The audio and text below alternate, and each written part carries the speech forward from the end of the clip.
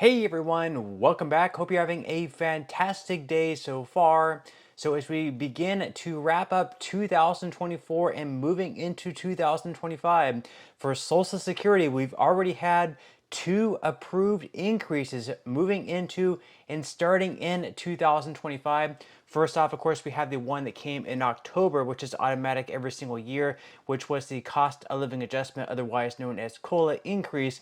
That was at 2.5%. But then the recent one was in December, whenever they passed the Social Security Fairness Act, both through the House as well as in the Senate. And that's going to increase Social Security benefits for those impacted by the windfall elimination provision, as well as the government pension offset. That increase is actually going to be a lot more than the cost of living adjustment. On average, it is going to be anywhere between $350 to $700 per month.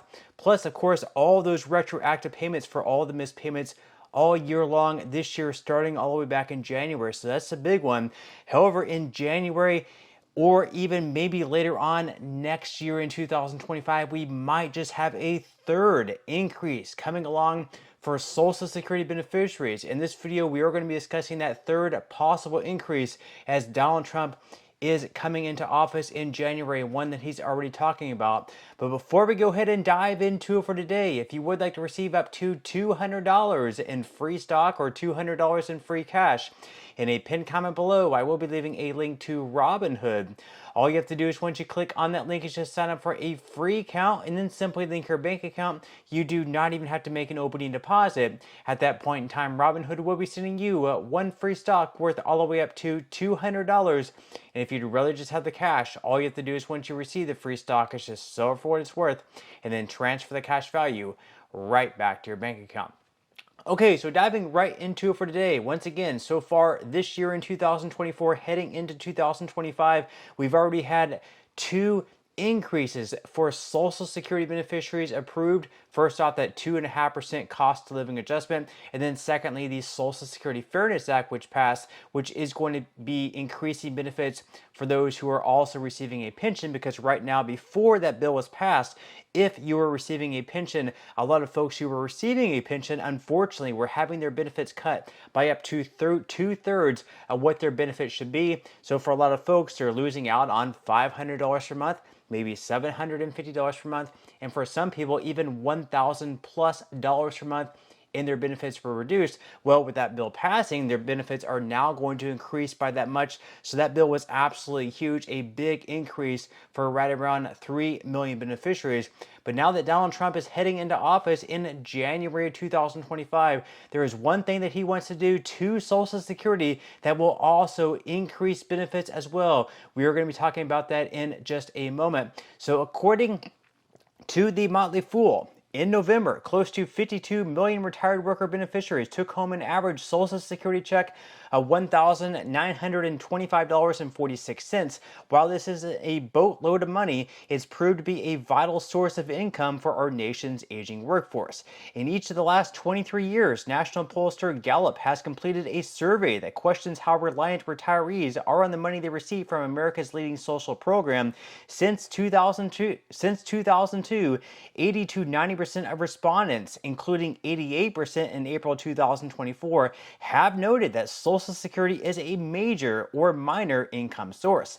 Put another way, close to 9 out of 10 seniors could struggle to make ends meet if Social Security didn't exist. But in spite of the undeniably important role Social Security plays in shoring up the financial foundations of tens of millions of retirees, this relied upon program is faltering. Current and future beneficiaries are counting on their elected officials to strengthen Social Security, and this includes incoming President Donald Trump. So they go on to say here that ever since the first retired worker benefit check was mailed out in January of 1940, the Social Security Board of Trustees has released an annual report detailing the financial health of the program. In addition to showing how income is collected and where those dollars end up, the annual trustees report projects how financially sound Social Security will be over the long run, which is defined as the 75 years following the release of the report. Now, the 2000 2024 trustees report pegged Social Security's 75-year funding shortfall at $23.2 trillion, which is up $800 billion from the 2023 report. What's even more worrisome is that sweeping benefit cuts may be right around the corner for retirees. According to the 2024 trustees report, the Old Age and Survivors Insurance Trust Fund, otherwise known as OASI, which is responsible for dishing out payments to retired workers and survivors of deceased workers each month, is forecasted to exhaust its asset reserves by 2033. Before going any further, let's make clear that depleting the OASI's asset reserves doesn't mean Social Security is bankrupt, insolvent, or going to disappear. What it does suggest is that the current payout schedule, including COLAs, isn't sustainable. If the OASI's asset reserves are gone by 2033, as forecast, sweeping the benefit cuts of up to 21% may be needed to avoid any further cuts through 2098. So of course, with Trump coming into office, that's going to be one of the big focuses of his administration, saving Social Security, because as I mentioned there, if nothing is done about the program anywhere between, let's say, 2032 through 2035, according to recent forecasts by various organizations, then unfortunately we are going to have cuts across the board by anywhere between 19 to 26%. So with all these increases over the past few months to Social Security, those are pretty much going to be completely wiped out if we have to cut benefits across the board for everyone by, again, anywhere between 19 to 26%. Now, coming in office, Trump had one of his big ideas, which would be a third increase to Social Security. Let's not forget about that. That was the whole point of this video. We're going to be covering that here in just a second. So they go on to say here that President-elect Trump's 8 words aim to change Social Security forever. So they say that although President-elect Donald Trump avoided tackling the controversial topic that is Social Security during his first term in the Oval Office, presidential candidates rarely had the luxury of taking no stance on key topics while on the campaign trail. In late July, while posting on his social media platform, Truth Social, the now president-elect stated 8 words that offer a potential promise to change Social Security forever. He said, quote, "Seniors should not pay tax on Social Security." And that is the big promise there that he is making, or one of the things that he hopes can potentially pass through Congress. We recently saw that bipartisan bill that passed through Congress that both Republicans as well as Democrats backed. Let's see if they can do that again. Now, how exactly would this increase benefits? Well, if we have fewer people paying taxes on their Social Security benefit, that means they're able to keep more of their Social Security benefit and less of it going back to the federal government. Now, of course, they can also have some drawbacks as well, because part of the trust fund, part of what it relies on are these taxes on these Social Security benefits. So if there's less money being taxed on Social Security benefits, there's going to be less money coming into the trust fund, which means that the insolvency date is also going to speed up,